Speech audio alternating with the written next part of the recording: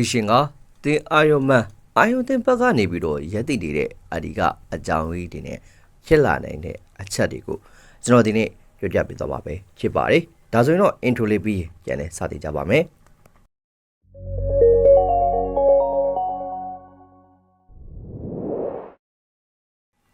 fishing ကလူသားလိုစိတ်ကံစားချက်ထက်အချက်လက်တွေအန်နယ်လီအတွက်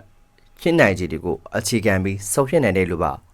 အဗန်ဂျာတွေပို့ပြီးအင်အားကြီးလာလေအနေကြီးမှလာမယ့်ရတူတွေပေါ်ပေါက်လာနိုင်ခြေညစ်တယ်လို့သူတွက်ချက်ထားတယ်ဒါကြောင့်မို့လို့အုပ်ချုပ်မှုကွန်ထရိုးတစ်ခုတော့လိုအပ်တယ်လို့သူ့အနေနဲ့ယုံကြည်ထားတယ်ဝေရှိအညီအရာဆိုရင်တော့အဗန်ဂျာတွေကိုအစိုးရအောက်မှာထင်းကျုပ်ထားခြင်းကလူသားတွေကိုပို့ပြီးလုံခြုံစေတယ်လို့ယုံကြည်မှုထားတယ်ဒါကအာနာကြီးရင်ထင်းကျုပ်မှုလိုအပ်တယ်ဆိုတဲ့အာယုံမှန်ယူဆချက်ကိုထောက်ခံနေရတဲ့တူတူပဲဝေရှိကူတန်ကလည်းအာထွားရဲ့အမာတွေကနေပြီးတော့ဝေးဖွာလာတဲ့တတဝါတကူ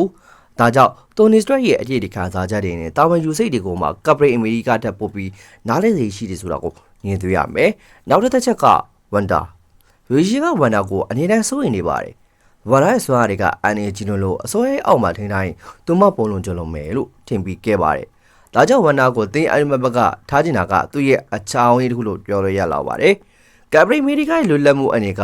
အန်အေတစ်ခုဖြစ်လာနိုင်တယ်ဆိုတာကိုသူ့အနေနဲ့သတိထားမိတယ်ဒါကြောင့် VJ ကမကောင်းလို့ Iron Man အသင်းကိုမရွေးခဲ့တာမဟုတ်ဘူး။လောချစ်ရတွေ့ရမယ်ဆိုရင်လူသားလုံခြုံရေးနဲ့ထဲကျောမှုလိုအပ်ချက်တွေကြောင့်တေး Iron Man ဘက်ကနေရွေးချယ်ခဲ့တာပါ။နောက်တစ်ခုက Vision နဲ့ Wanda ရဲ့ဆက်ဆံရေးကလူတွေရဲ့ထင်တာပို့ပြီးတော့တိတထင်ထားမယ်လို့တော့ယင်မိတယ်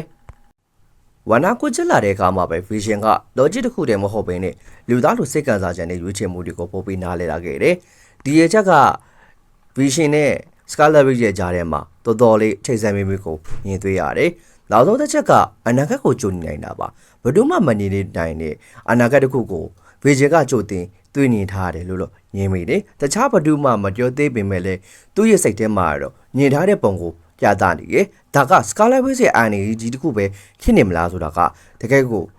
စိတ်လှုပ်ရှားကြတစ်ခုပဲ။ဒါကြောင့်မို့လို့ပဲ Scarlet Witch ကိုအာဏာကြီးကြားကနေသူကအနေနဲ့ကာကွယ်နေခဲ့တာလားဆိုတာဘိန်းတစ်ခုပါ